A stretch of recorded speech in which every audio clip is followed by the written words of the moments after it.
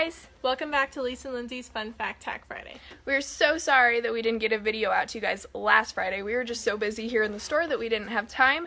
So the last poll winner was training aids, so that's what we're doing today. This clip here, it passes through the front legs and then it She was being so foul! Dana. Okay, so the first subject we're going to go over is different types of martingales. First one is a running martingale. So the running martingale attaches to the cinch with this clip, and then it has a neck strap which you can just place over the horse's head or you can snap it over the horse's head. Then it has these rings which the reins go through. So the purpose of this is it doesn't interfere with the horse's free head movement. It's not a fixed piece, so it doesn't just hold their head down. This is the more popular version of the martingales, and it's definitely a safer option. So the reason some people use the running martingale for training is it encourages the horse to keep their head down. So it allows free movement when you're just riding, but when you apply pressure, they flex at the pole, and it just kind of teaches them to keep their head down.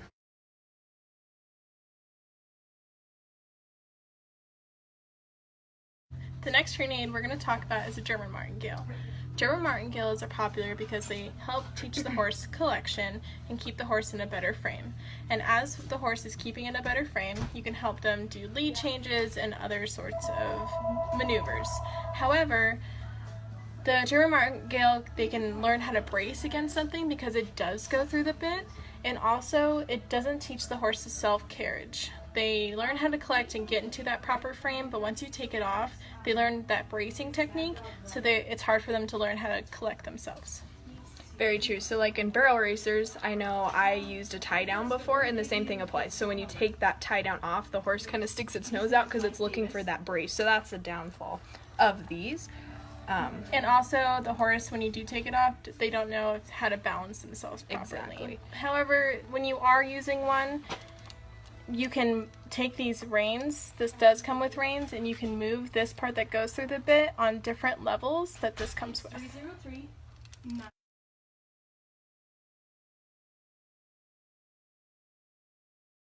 The next thing we're going to talk about is a side pull. Side pulls are basically just bridles without a bit.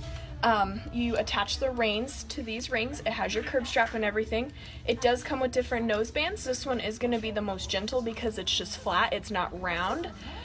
Basically, it's pretty simple. You pull this way, they go that way. You pull that way, they go that way. When you apply pressure, it goes on their nose. So it teaches them how to stop or how to turn. Very popular among cutters because it teaches them that lateral movement, and it allows horses to learn without having a lot of pressure in their mouth from a bit. The next training aid we're going to talk about is a cavesson. This is a standard cavesson that normally is used in the Western discipline. This usually helps with horses that keep their mouth open. It helps with horses that need to be engaged with the bit. Also, it helps keep the bridle in place. One major thing you need to worry about is just making sure it's not too tight across your horse's nose. You don't want it so snug that you can't fit your 2 fingers in, so a good measure would be to be able to slide 2 fingers in from their nose to the noseband. Okay, so the next thing we're going to talk about is draw reins. Draw reins is good. It collects the horse and it gets them in the proper formation so that they're not hollowing out their back.